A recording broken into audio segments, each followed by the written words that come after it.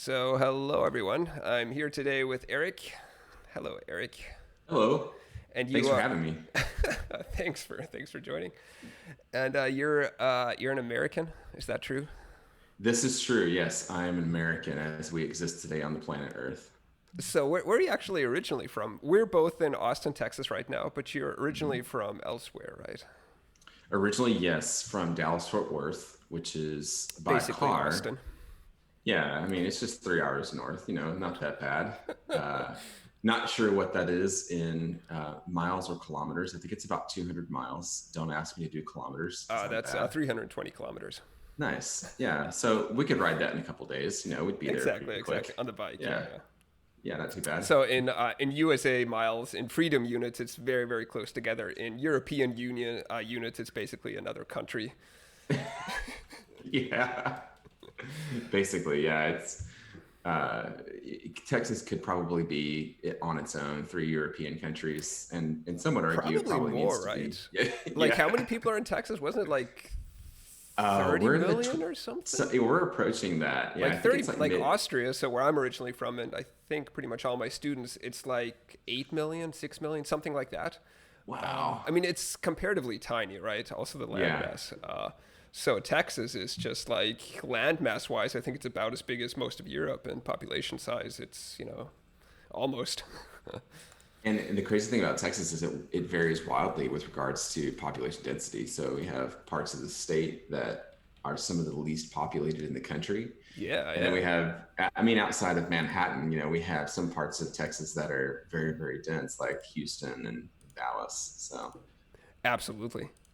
So I've already started here. So today I prepared an example that I'm really excited about. We're nice. going to use WebSockets, which I've never done much with before. They've been around Great. since like 2010 or something, Hmm. and it's just a really cool way of sending data back and forth, like in the JavaScript world. So in the browser and anything browser related. So does it use JavaScript as its like backend programming? So you can use it. It's basically just a protocol, right? Actually, let's take a look. Okay. So if I, I checked on this before. So if we go to WebSockets and then I just go to Wikipedia. Hmm. So do you remember the OSI, the Aussie model from your school days? Yes, I certainly do. Network layer. So it's located on layers. So to my students that don't know it, it's a model that describes network, and it starts out on layer one, which I think is like the actual wiring, like the Physical layer. yeah, and it goes all the way up to layer seven, which is like the application layer. Technically, the whole joke is like if you have a bug in your application, it's a layer eight bug, which is the user The himself or the herself. human or the user. Exactly, it's the Yeah. user error. And so WebSocket is just like HTTP. It's located on layer 7, so it's in the very top. It generally uses TCP, IP, whatever's down there. And it's been around since 2010. And then I was looking at the protocol handshakes, which I think are interesting, which we can then take a look later when we actually implement it. And this is Nice. nothing we have to worry about, but I think it's kind of cool to check in. So the first request the client Basic get sends, request, right? exactly, it's actually an HTTP request, Nice. and it just says, okay, I want to actually upgrade to WebSocket, and here's my key, here's the protocol, blah blah blah. This is the version, Oh, and then ideally the server responds with, okay, we're switching protocols, and we're switching to WebSocket, and it just replies with, okay, we're good to go. cool. Very nice. But that's nothing we really have to worry about. Like ideally, it's just a That's couple of done on the lines of back end, code. right? Yeah, yeah, yeah. Okay. I mean, it's done on layers beneath what we're doing. Right, right, right.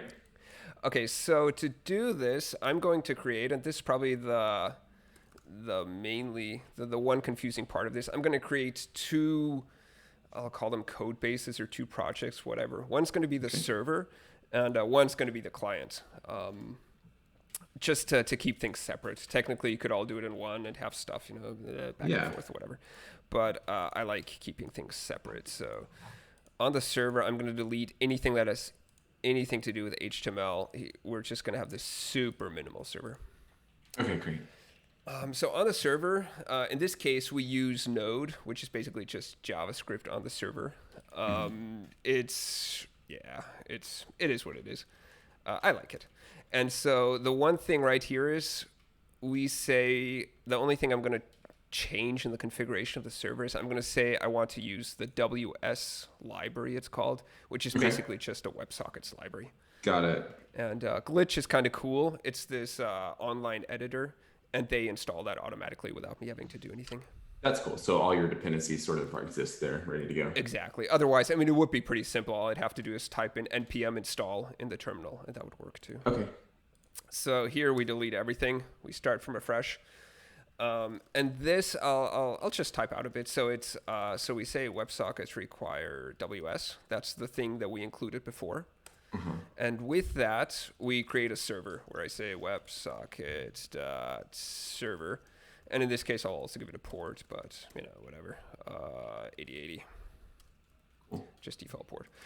And that there is basically just boilerplate code where we say we want to use a library. And in this library, we call the function server, which basically just creates the server for us. And then what we want to do on the server, it's just going to be a couple of lines of code. But the one thing we want to do is we want to say on the server whenever there's a connection. So in JavaScript, we have this thing called event, which is basically stuff occasionally happens. And here we say on the server, whenever a connection happens, so whenever a client connects via WebSockets, then we want the following code to be run. And the following code is just whatever is within these curly brackets. Got it. So we say, when there's a connection, run this code. And here we can just, for example, do a console.log and say a client has connected. Yeah. Let's keep just logging a message in the console. Exactly. That's the professional way of doing any code debugging is always with console log. Got it. And the IP address that this is going to bind to on port 8080, is that defined somewhere? Or is it just like the default whatever for this? So this is where it gets a little bit interesting. If I'm running this locally, it would just be, for example, on localhost, though I could, The cool thing is because this is on Glitch and on a server, we automatically get a URL.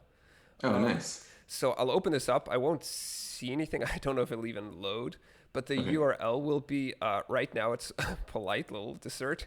But we'll rename it to Phil WebSocket let me type WebSocket server. So that'll be so it'll be phil-websocket-server.glitch.me, and that can be via HTTPS or in this case via WebSocket. That's easy. Yes.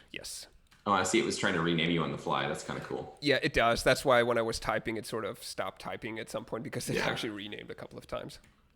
And that's what's so cool about Glitch. So we now have the server, and from anywhere, whatever the client is, it doesn't have to be Glitch. We could connect to this. So I can say, connect to this URL that we just created. And then on the client, let me just delete some of the boilerplate code. On the client in the JavaScript, we can now connect to the server. And the way to do that is, so first to make it a bit usable, I'll just store my server URL somewhere. So, later on, like a week later, when I'm reusing this code, it'll be easier for me to change. Yeah. And the server URL is phil WebSocket. Should it be WebSockets? I think it's with an S. Let's leave it WebSockets. Sockets-server.glitch.me. I'll actually rename this one, not that it matters, but Phil WebSockets client. There we go, just keep things consistent. And the cool thing is we are connecting via WSS. So instead of having, HTTPS, we have WebSockets, and then the second S is for secure, which is just like, secure is always better. Indeed. I prefer not to transmit things in plain text.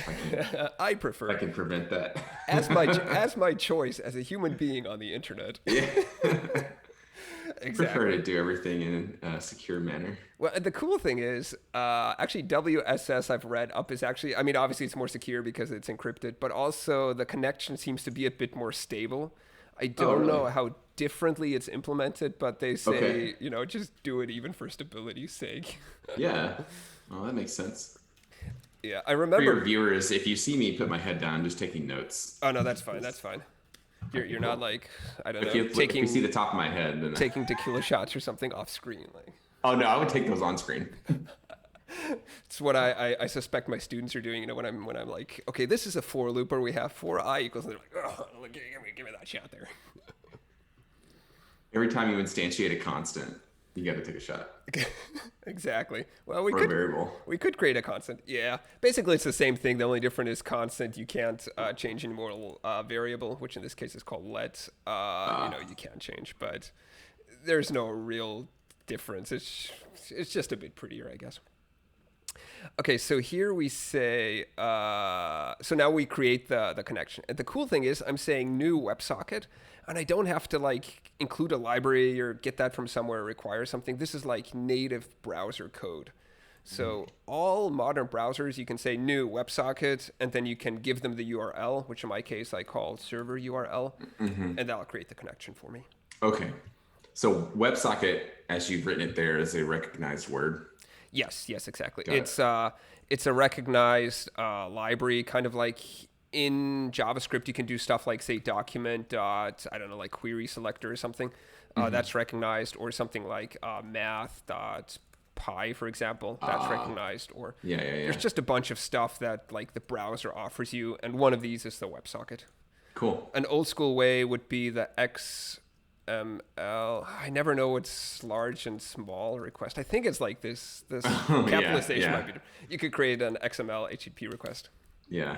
Anyway, let's take a look at this. So if I open this, I just get my HTML that I wrote. So in my HTML, I have hello, hi there. This is the HTML. Yes. But I actually want to go into the console. So I right click, say inspect element, and then I go to network.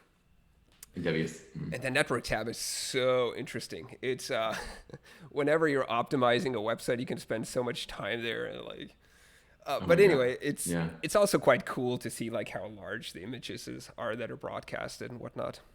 But the one thing I actually want to look at here is the WS, and so there's I'm using Firefox, but all modern browsers can check this. There's the WebSockets tab here, and if I reload like it tells me to without triggering, okay, fine, let me reload like this, then I see that the connection actually opens up. Nice. So I see right here the connection opens up to fill WebSocket server something. There's no headers, no message, no nothing. Right now we just sort of Open a connection. open a connection. I don't even know if this will show up in the log. Let's see. So here I go to log. I get an error. Let me move this over. Cannot be invoked with new. I think there's an old error, I think. Yeah, hit refresh. Except for refresh. We'll see if it works. Oh no, there's a WebSocket server. I'm sure I have, there's probably a small s, I'd imagine. Let's see. Oh, I should clear the logs. The one downside of doing stuff on the server is like the logs are always a bit harder to debug than, if you have it on the client. Web server. Here, let me see what the actual code should be. No, it's, I forgot the word new because it's, you instantiate the object, and then on that object you say, I want the server. These small things in life. Nice. And then we have a client connected once we've removed all the boilerplate wrongness of my code. Okay, so we created a connection. So with basically 1 line, 3 lines of code, we've created a connection, and this connection is actually open right now, and technically we could send stuff back and forth. And actually, let's do that. So on the client, So that'll stay open for how long? I don't. Whatever the server timeout is. I'm assuming they're actually sending, like they're keeping it alive in the background. Okay. So it's not something that you, in general, WebSockets is something that you keep open, and just you can get stuff and send stuff. So right now, my client is actually listening for stuff from the server as well. So it's like the server could send something at any time. So it's a two-way thing, which makes it cool. It's not just like, the client always requests or sends to the server like an HTTP. It's you can actually get stuff in real time. Okay, cool. Let's send a message, shall we? To send a message, we'll say connections dot send. And then I can, what should we send? Hello there. How are things? With an exclamation instead of a question mark, just to confuse everyone. And then if I go into my logs, okay, I don't actually see the message yet. I just see the connection yet. Did we log a message? Exactly. Well, that would be the next step, right? So now we say, so first we say a client has connected. That's cool. And then in here we can say, and this is something that's done for every connection, we can say whenever the client sends a message. And that is the message event. So whenever the client sends a message, we do the following. We print message. Exactly. So we call the code that is once again within the curly brackets, and I'll just say console.log message. Let me clear the logs. Then let me refresh this. And then we see a client has connected. Do we get an error? An attempt was made that is no longer usable. Yes. So sorry, I actually, the code that I'm writing here, I probably have to put in, actually let me try the following. Because we're going to do it slightly different later on anyway. Yes. No, please let me paste. You have to hit type allow paste. Oh no, did I unshare my screen? I've had that before. Yeah. So sorry, how do I paste? Just right click paste. Oh, you have to type allow paste. Okay, I get it. Yeah, because it doesn't. Fair enough. Okay, let's see if that works. There we go. So now we send it, and it actually gets there. So the reason I'm not too worried right here is it's so the cool thing about JavaScript is there's lots of stuff happening asynchronously, which means that this WebSocket connection is sort of building up in the background, and I immediately say before it's even finished, I say send the message, which doesn't work. Here I'd have to say wait for the connection to establish and then send the message. That would be, I'm not going to do this much, but it would be connection on open, and then I could create the function. I could say send the message here. Okay. And there's also whenever the connection closes, when there's an error, there's all sorts of stuff. But cool. I'll just comment that out for now. Nice. So what I actually want to do now is now we basically have most of the plumbing in place to create our chat application. And what our chat application should do is there's an input, so you can enter a message. And whenever you type a message, it's sent to the server, and then it's sent to anyone connected. So basically, it's like a broadcast, right? You send something to the server, and the server sends it to everyone. Excellent. So to do that, in my HTML, I'll keep this fairly minimal. We have an input. I'll give it an ID just for now. I'll say message.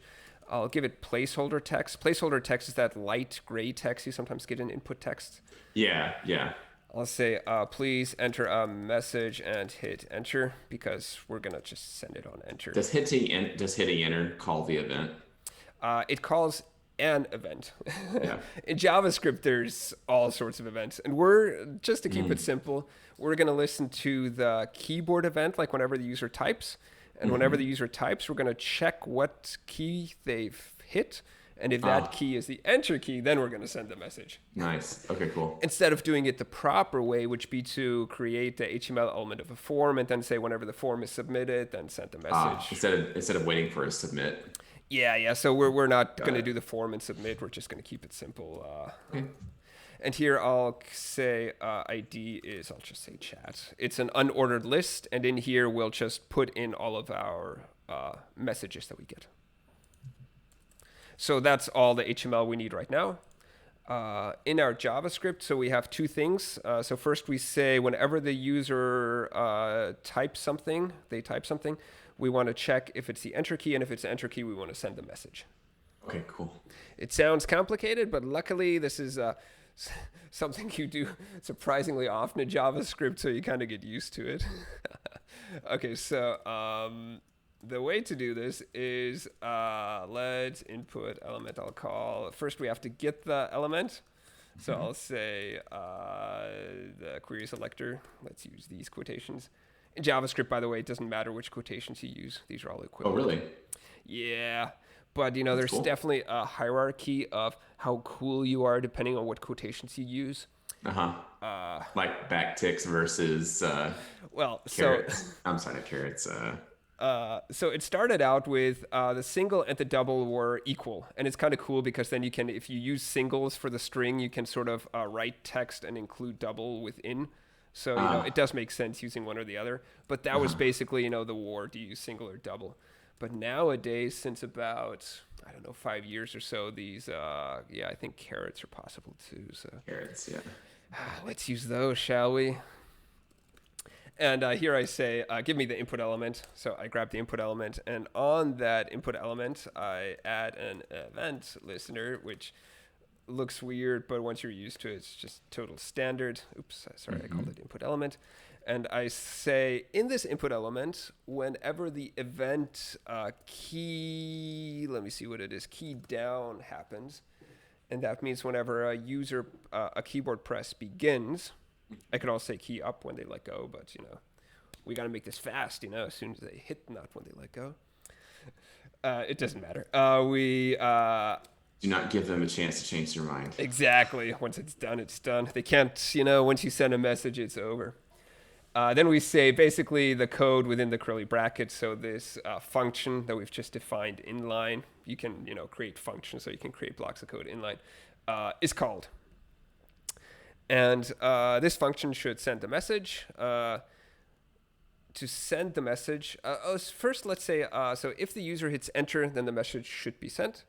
So basically we say if events.key equals enter. Or I could also say if it doesn't equal enter, return. But I'll just say if it equals enter, then we want to send the message. And that message is, so we send it via connection.send, we said. And the message itself is input element. That's the element we grabbed up here, dot value.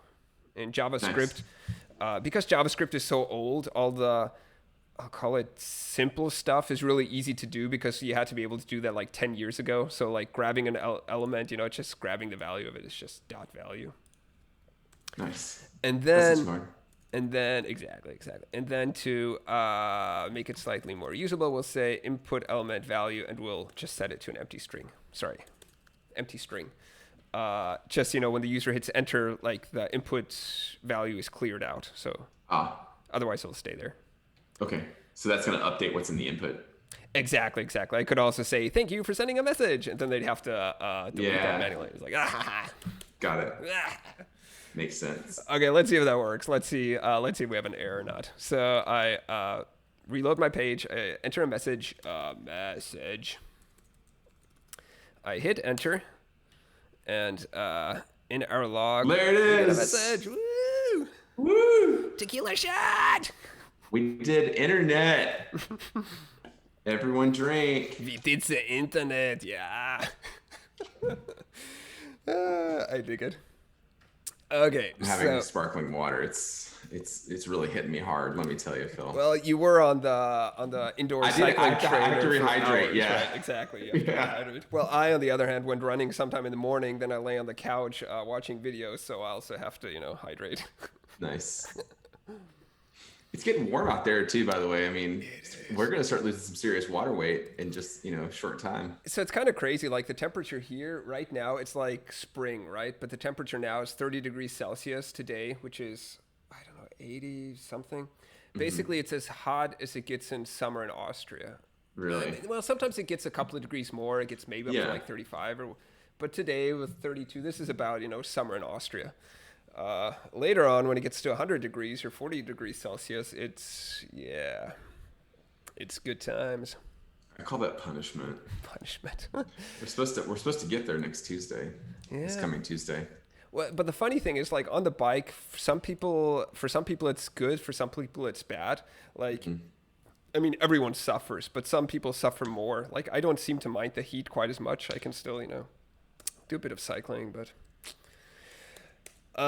Okay, but now on the server, when we get the message, we want to rebroadcast it to all of the clients. So we get a message and then we say, haha, we got a message. Everyone, here's the message. So the way to do that is right here. When we get the message, we say server.clients. And So it's gonna take inventory of all the clients connected. exactly. So server is the thing we created where we said, on connection. Yeah. And dot clients is basically all the clients that are connected. Technically, we could check the status of each client. We could say, only the clients that are connected correctly or whatever. Or you can go through them or whatever. You could disconnect the clients if you wanted to. I'm sure you can, yeah. But we just say for all the clients that are connected, we want to do something. And what we want to do is the stuff within the curly brackets. So I say for each, which is a JavaScript construct where basically on a list, you can say for each of these list items, call the code within the curly brackets. And that code can access client, which is something that I just randomly, willy-nilly named. And that is each client. So basically, this code is run for every client, and client is that. So you instantiated that variable just right then? Yeah. I could call it C, for example. Or some people call it like I. Exactly. So I is normally used for anything where you. So I is technically for iterator, and iterator means you usually. Well, no, it's not numerically, but yeah, it could be I. Yeah. So normally it's used for numbers, though iterator could be used also in non-numeric things. But in this case, I try to use a slightly more fitting name by calling it client. Yeah. Descriptive. But I is the fallback. Yeah. Cool. And here I say client.send message. Sorry, I called it c.send message. And that should technically send the message to everyone connected. But let's find out, shall we? Okay, so on our client, we send something. And we can check right away. So I reload the page here without having changed anything on the client. I go to network to my WebSockets.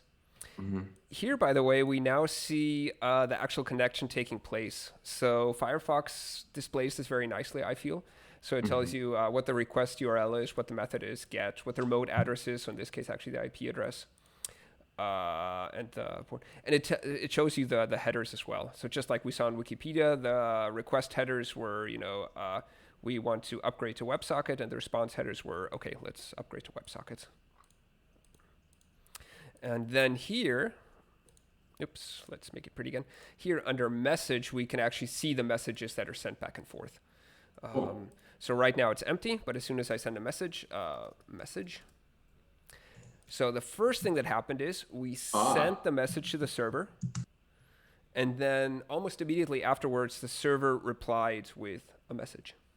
And we have been hacked by mystery person. And so, who could that have been? I don't know. I don't know. It's maybe someone from the Trump administration trying to force us to stay inside. And so right here I can see, thank you very much, you see another message from a stranger. So you can see the messages being sent. And the raw data that we're sending back and forth, in this case, is just pure text. Cool. And right here we can also see the timing. So we sent this at 47 seconds.559. That's the millisecond. And it replied within... That's really cool. Within 50 milliseconds. So admittedly, it's very simple server code, but from me to the glitch server, running that and sending it back within 50 milliseconds, that seems pretty reasonable. It's pretty good.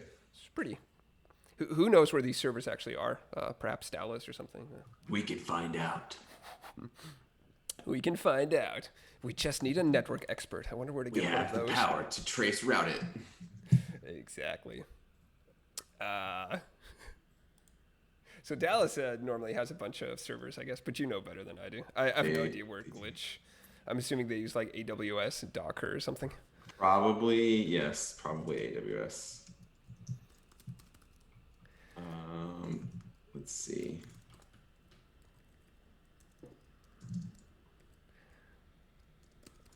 Looks like it's in Seattle.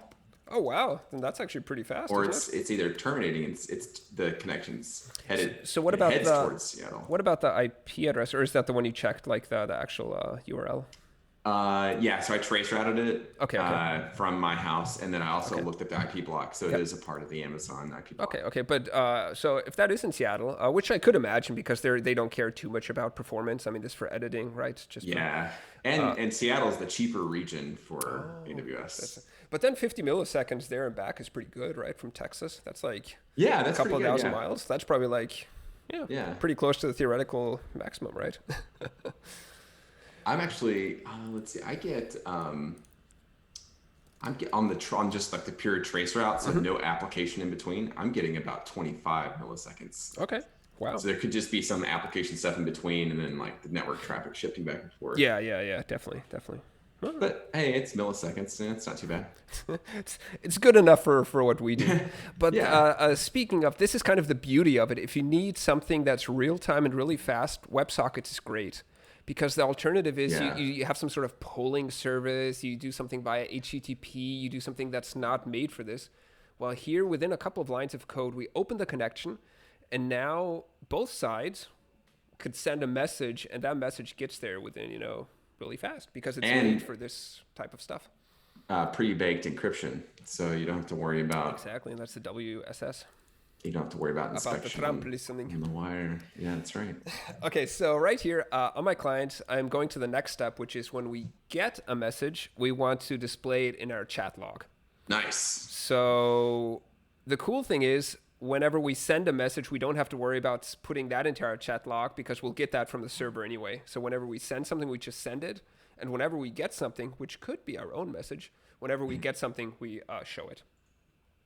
And that luckily is pretty easy. We just say connection. That's the WebSocket that we created. We say on message. So it's basically, it's the message event. I could also say add event listener message. This is just the short and ugly way to write things. I say on message, whenever this event happens, run the code in the curly brackets.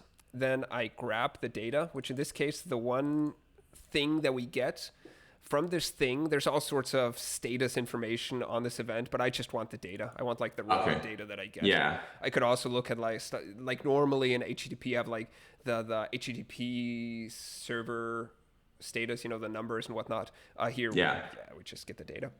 Cool. And then as soon as I have that data, I want to add it to my document. So I'll just do the following. I'll say document.create element. This creates an HTML element.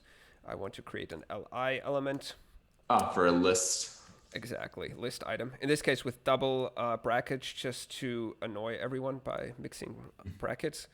And here I say from my element that I've just created, I want the text within the element. So like an HTML element, it can have text in it, just normal text. I want that text to be my message. And then I want my list element that I've just created and that I've just set the text to. I want to append that to our list that we created. So that is document query selector. We called that this time single quotations. We called that chat, and there the command is append, I think it is. Okay. Li. Where did we define hashtag chat? So this is something that's CSS because we gave it the ID. Got it. Yeah. If I gave it the class chat, it would be a dot. In this case, it's ID.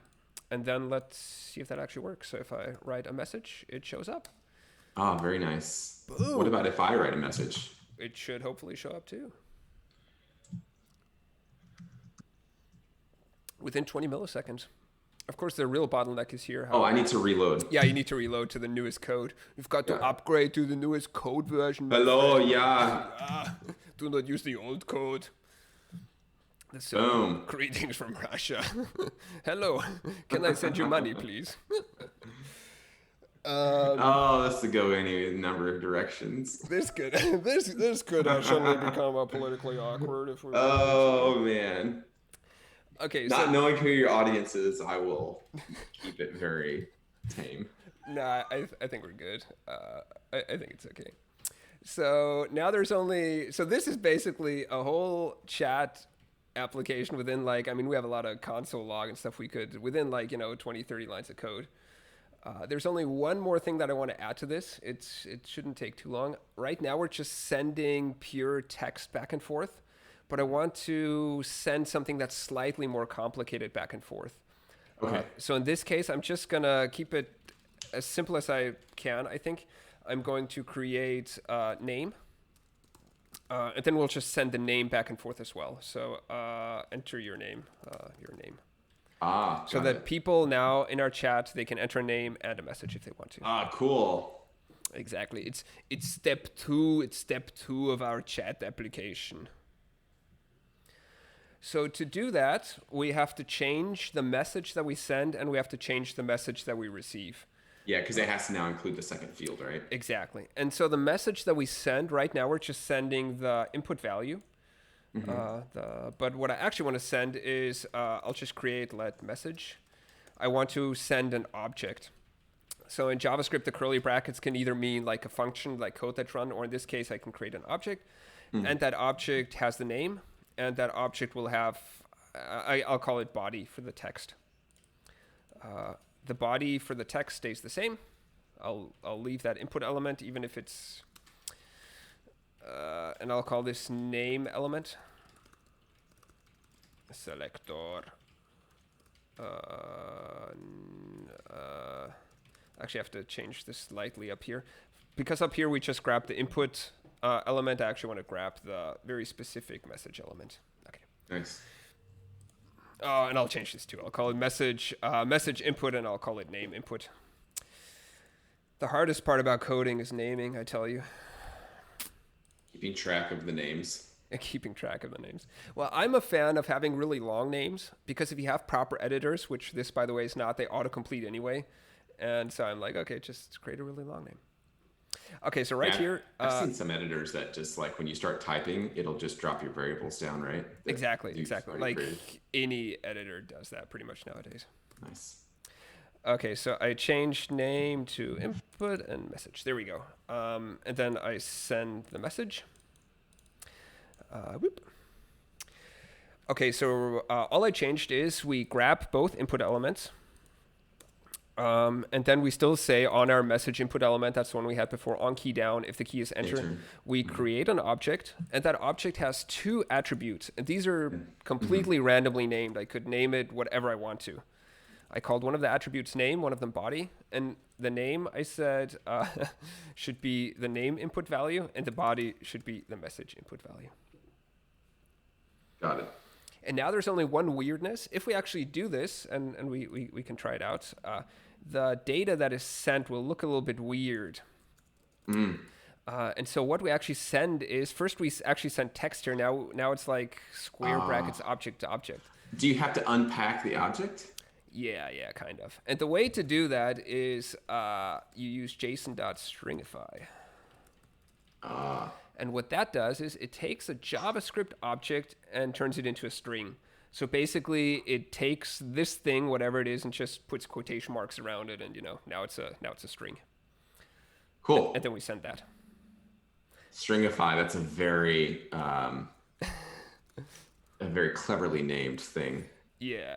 It's actually, so it's used a lot in JavaScript where you send JSON back and forth, but also in other programming languages. So the thing is, whenever you want to send data over a protocol, very often the protocol doesn't understand the data. It only understands text. So you take that data, you turn it into text, and then you send it. So in this case, for example, we get the raw data. You have to reload. Dang it. You get the, exactly. We actually, and here, Firefox is smart enough. When I actually look at it, it actually takes the JSON and makes an object out of it. So we see the raw data is this, but it says, okay, the actual data that's being sent back and forth is this. Okay, so that's sending the data. Now, when we get the data, right now we're just outputting the text or the object like this. This obviously is not ideal, but it's a pretty easy fix. We say when we get a message, we don't want to just do the following, say inner text equals message. Can we pull things out of that JSON? Oh, baby, we can go all the way here. So what we can do, so normally the clean way of doing things is just setting inner text, but because JavaScript is old and cool, you can do all sorts of stuff with it. You can also set the HTML of an element. So I can create HTML on the fly as a string, and it'll parse it for me, which is pretty cool. That's nice. And not dangerous at all. I wonder how this chat message could be used for evilness if someone sends sends HTML code as text. But aside from safety concerns, which are one should think about, the way to do it is basically here. Then we say message.name we had and message.body, I believe. Yeah. So right here, I'm just constructing a string text where I say right here. So from this dollar to this is replaced with a variable called message.name. This is message.body, and then we append the li. So you're calling a variable inside of. I know, isn't that cool? Uh-oh, I got it wrong. It says undefined. Message.name. So yes, I'm calling a variable within the text. So most coding languages actually have this. Very often it's a very similar construct where you have like dollar curly brackets and then you can put the variable in. I use this in Bash when I do like Exactly. automate my job type things. Exactly. Like the old school way of doing it would be something like this, where you do string concatenation via, for example, the plus, which can be okay, but in this case, it's often easier to read. Yeah. So the thing here is that now we're getting text. So we took our object, we stringified it. Now we have to unstringify it. And the way to do that is you say message equals JSON.parse message. And that should take our text and transform it into an actual JavaScript object where we can then say, oh, JavaScript object, what is your attribute name? What is your attribute body? Okay. Let's see if that actually works. Okay. So it's looking for those elements inside the JSON formatted text string. Yes. So it creates, so right here, it's text in this line. We're getting text because that's all the protocol can do is text. And with this command, it takes the text and transforms it into a JavaScript object.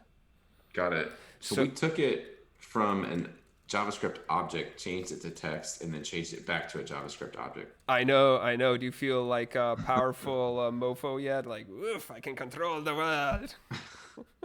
So basically... Thank you, Jason. Thank you, Jason. So this would be the same as, for example, having this. So basically what we're doing is we're taking the text, even though it looks like JavaScript and everything, it's still just text. And then you're just it pulling goes off through it. Exactly. Yeah. Basically, you're pulling off the attribute and printing the message. Exactly. Or printing the... Yeah. Basically what JSON variable. parse does, and it's quite powerful, it's kind of like what the browser does, right? The browser takes this text file, this JS file, and just runs it as JavaScript. And JSON.parse does the same. It takes this text or whatever, the file or whatever it is, and just runs it as JavaScript. And then perhaps it works.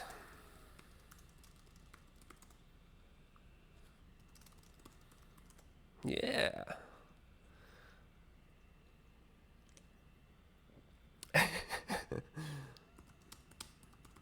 Yeah, of course, it's no problem. Okay. And so that's how, for example, we could, so that's how you can send more data back and forth. And the next theoretical steps, if you want to make this a proper chat application, the server would probably know about the clients, and you could send messages like set chat name, for example. So you send a message that just sets your name, for example, or you could send a status message or something. So not that everything has to be a body text message. So we'd have like different types of messages that we could send back and forth. The server could get a bit of logic and say, okay, let's take a look at this message. If this is a message of the type change name, for example, or this or that, then we do something. But yeah, that's how to send stuff back and forth with WebSockets. It's all in real time and pretty fast, which is... There's a question coming in on chat. I don't know if you can... Could it also use SQLite? Of course, my friend. So right here on Glitch, you go to create new application with SQLite. No, that would actually be quite the possibility that the server then stores all of the chat messages. Because right now, if you reload, all the chat messages are gone. Stores all of the chat messages. First step would probably be just to write it like in a JSON file or something. But then the second step would be to have some sort of database server on the back end, and you add messages there.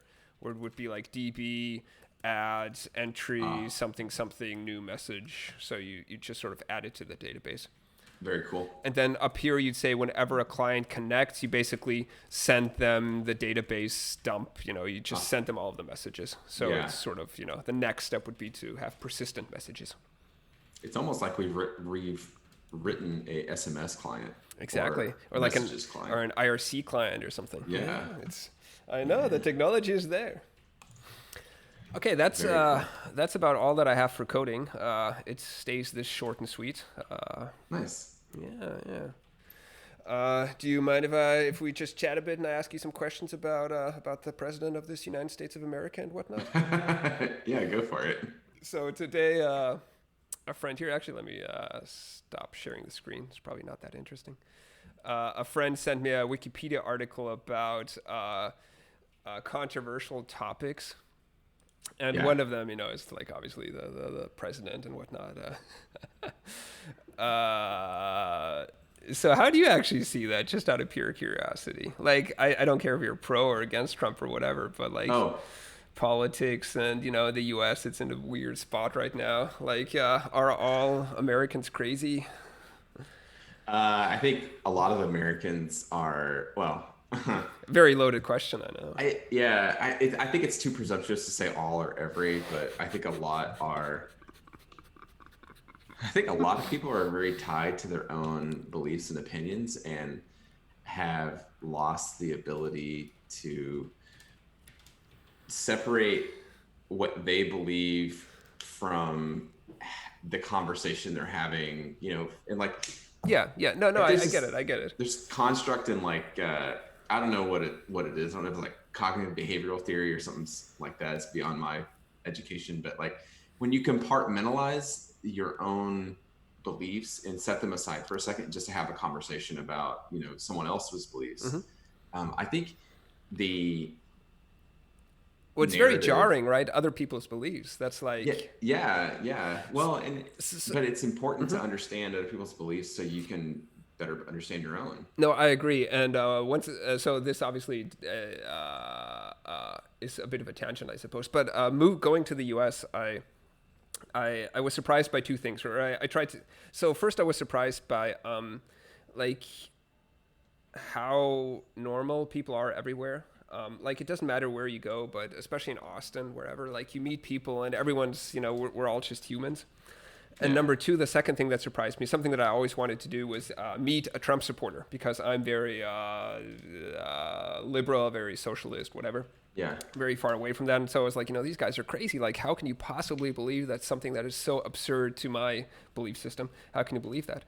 Yeah. And the amazing thing was, then I actually, so I actually met some people, and only after a while did I realize, okay, so these people do have a bunch of guns at home and very likely did vote for Trump and are very far on the conservative scale.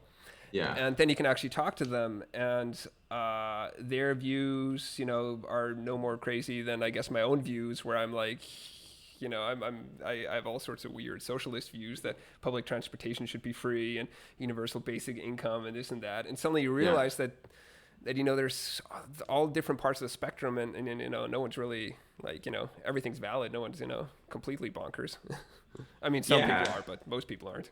Yeah, I think what gets lost is the higher order thinking around how do we take not you specifically, but how do we take a view that is not in agreement with what I have or you have, and make a policy that is encompassing of all of that. Yeah. And I think that's where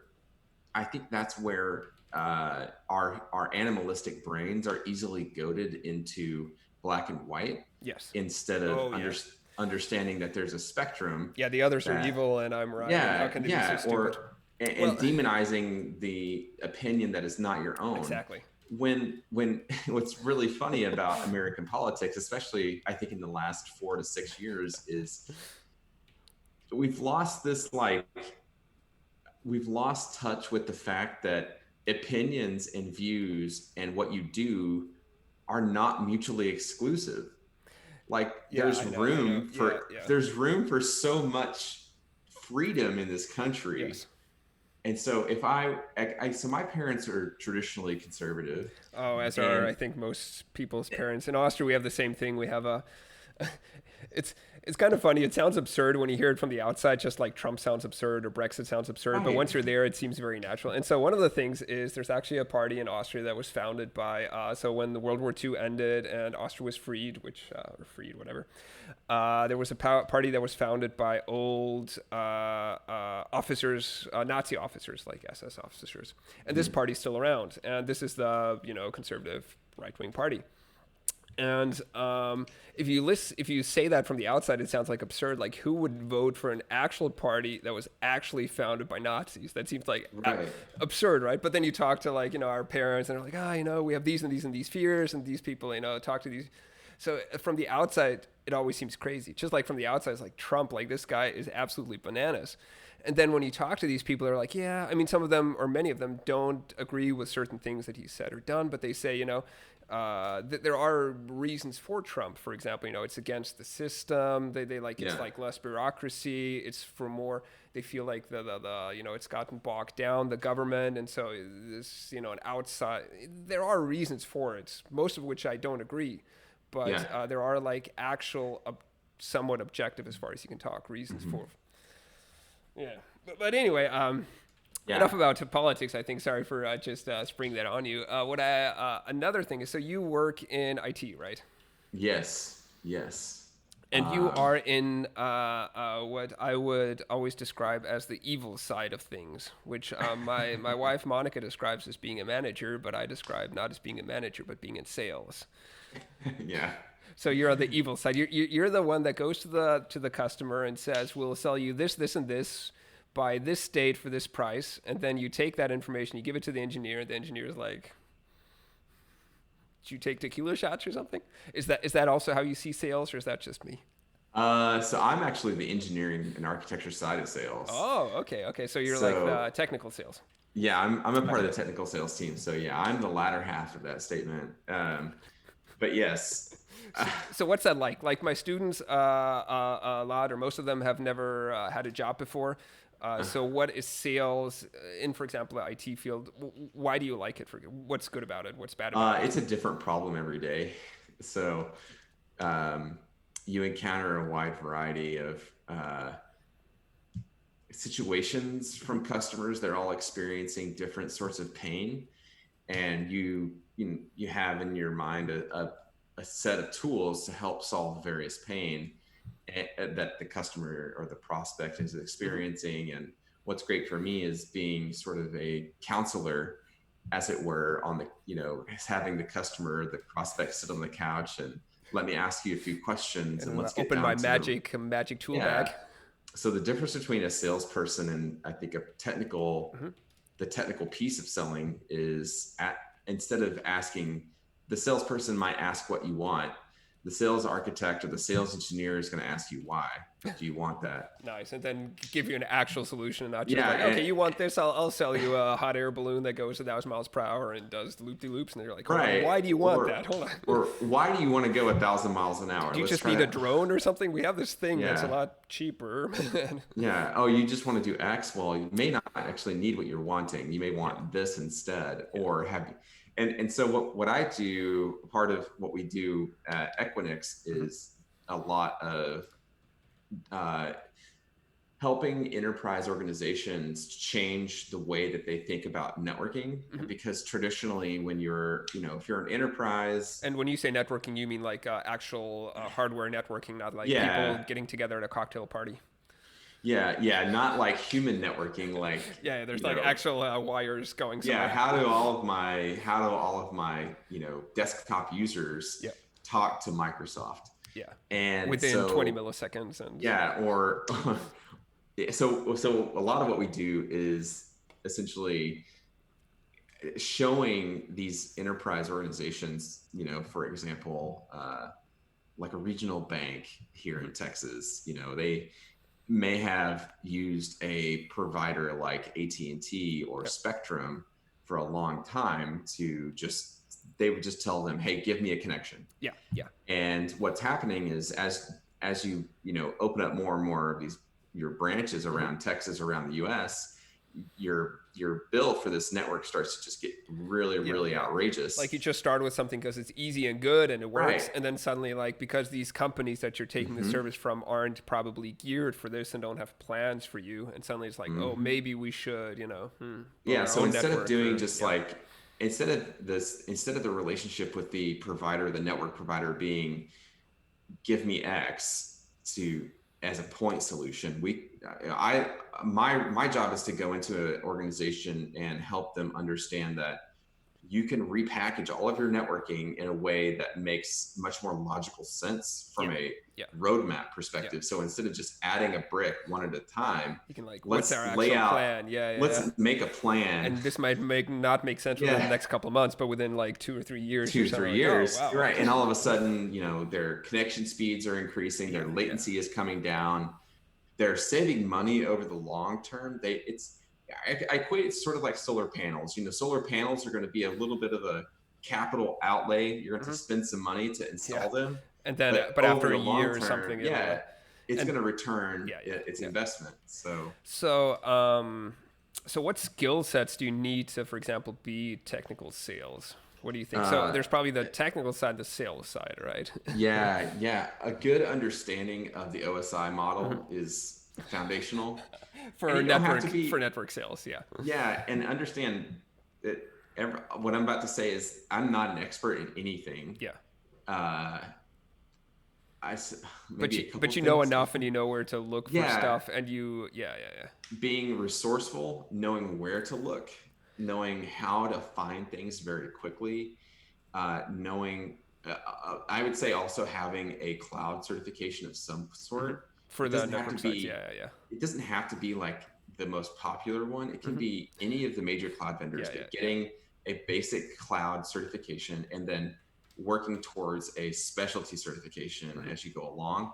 What it does is it really, because I mean, all the cloud vendors, they do basically the same thing. They just call them different Yeah, products. Their yeah. products, same product, It's like different the name. technology is all the same, yeah. Yeah, and I don't want to And demean the cloud vendors because they do a lot of really good work. yeah, But yeah, once you learn one platform, you can kind of adapt it to the yeah, other yeah, platforms. yeah. So And so and then sorry, and I'm assuming one of the things that might be a bit from left field is as like a technical sales that what might be different to say another junior developer or a junior developer is I'm assuming you have to take ownership of a problem and like completely own it, and if the problem comes up, you have to sort of figure out how to fix things, right? yeah, this Like it's varies the buck depending on. stops with you, right? To use a famous Yeah, something well, ring or something especially quote. if it depends on where you're at in the sales process. Mm, yeah.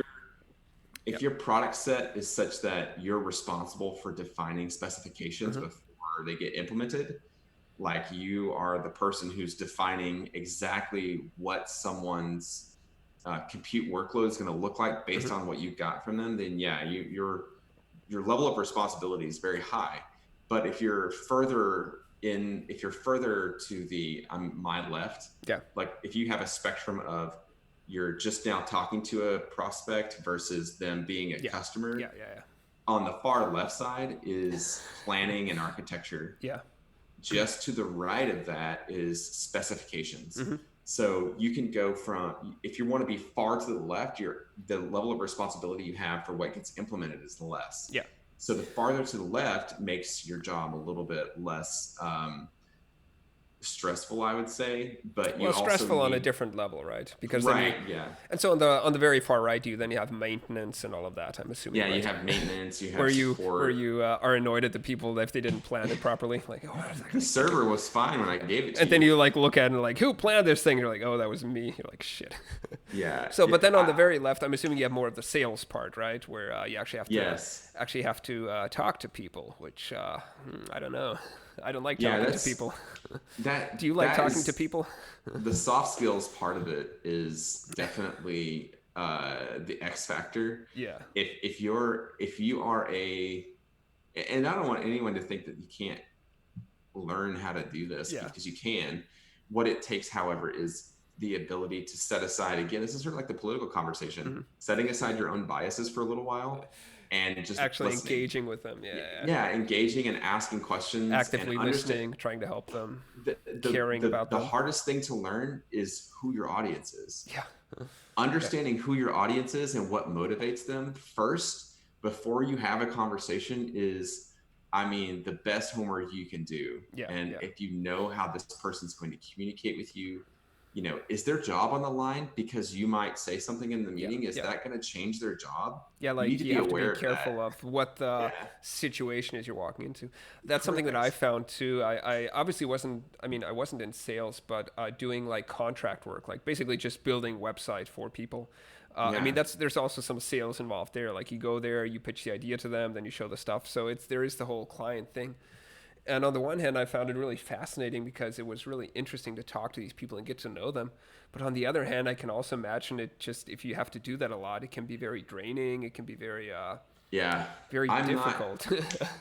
I think, I am, I think at heart, I'm an introvert, but Yeah, when I want to, like, I have moments of, like, I have moments where I want to go out and engage and yeah, learn new ideas. yeah, And it's selfish for me because I want to be in a position where I'm constantly learning. yeah, So I will put myself in front of new people and new ideas. And the energy for me is not one where I'm thriving on, um, I'm thriving. I'm not thriving because I'm an extrovert. hmm I'm thriving because I'm learning. yes, yes, So if you told me we're going to go to a dinner party where potentially, like, I don't know what the subject of the dinner party would be, but if it's like I'm not going to learn anything, yeah, yeah, yeah, I almost immediately would just say, like, I'd rather just stay home. yeah.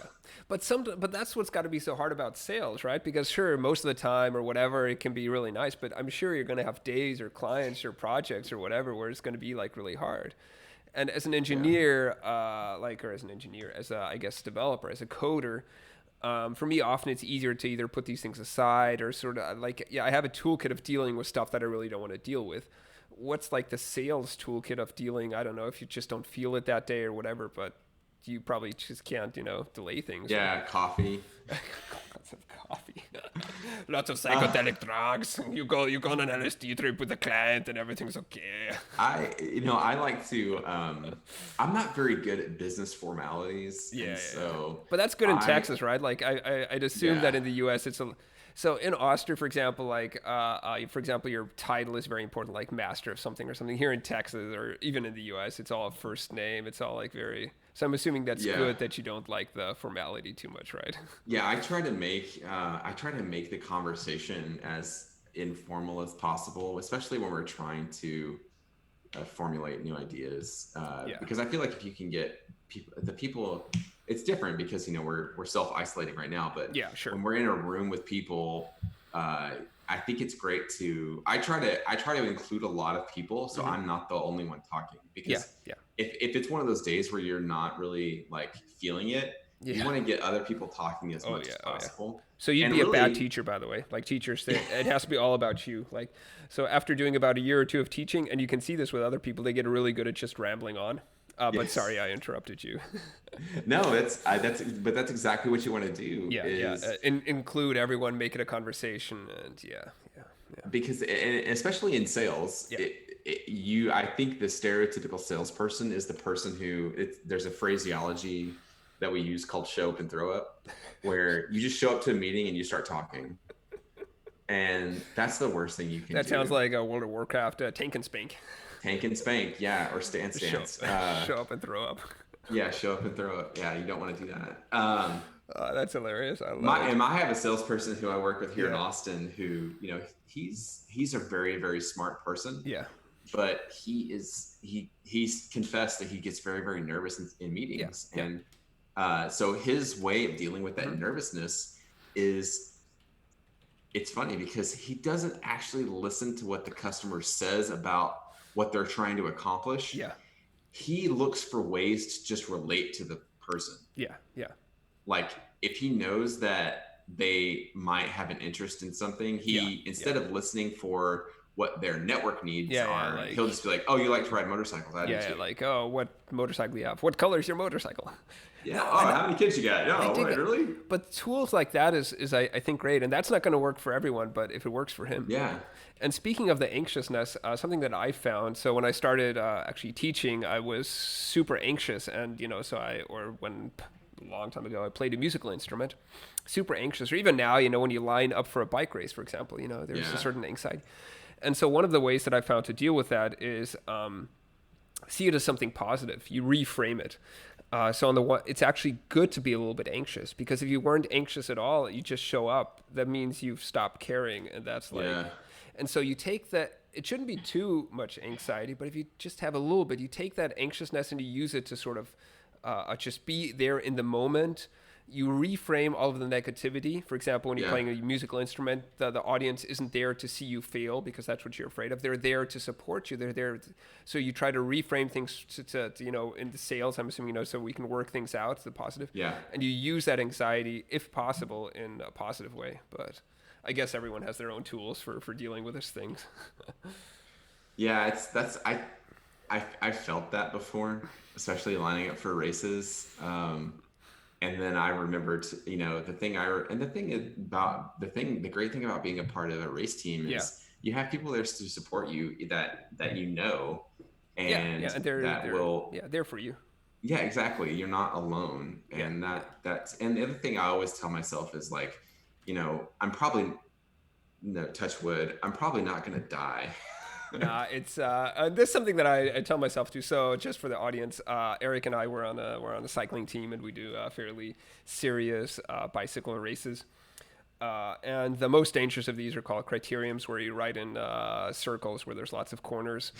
Yeah. But chances are that you won't die. Like if you crash, chances are nothing will happen. But in the You worst may get a case, couple scrapes like this one right yeah, here. yeah, I've got scrapes too.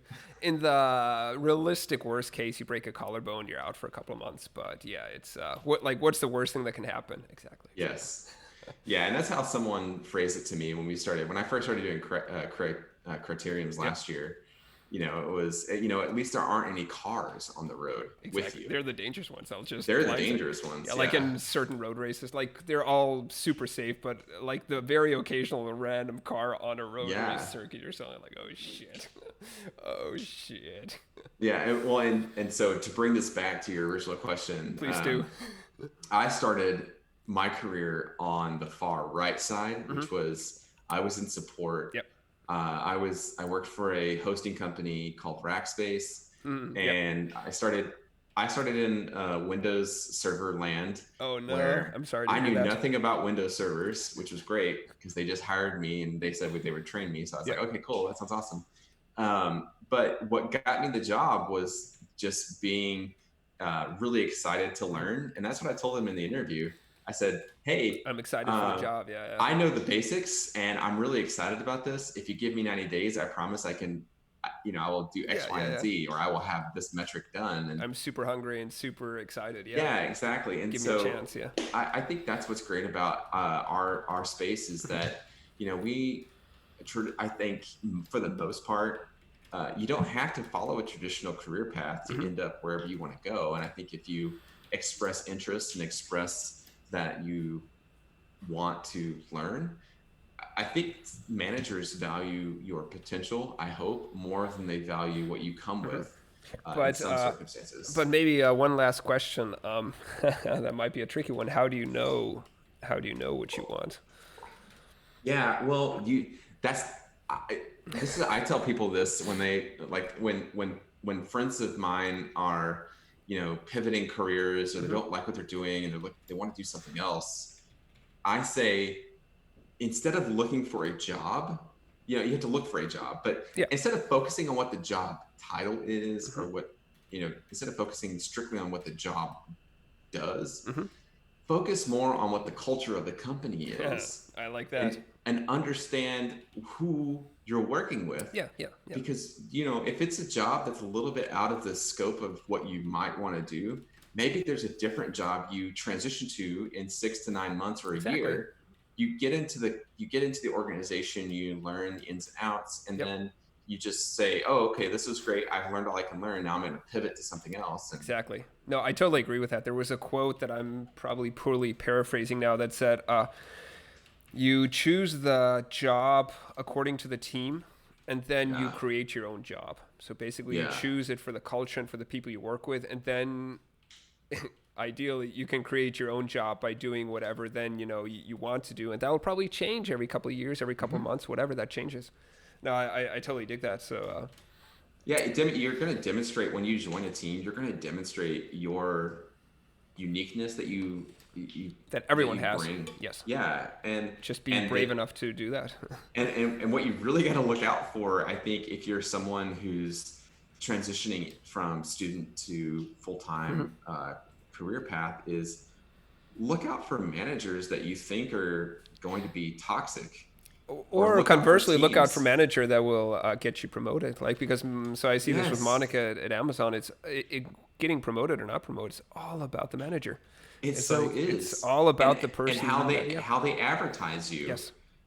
And And so when you're actually in the job interview, listen to what the person's saying. Don't just wait for the next question and hope you can answer it as best you can. Actually listen to what they're saying. And because there's this other quote that maybe doesn't apply directly, but if people tell you they're an asshole, you should believe them. And conversely, that people will tell you, that's what they're looking out for. You should believe them. And so you should, yeah, listen to what they're saying and then choose accordingly. No, I totally agree with that. Yeah. yeah.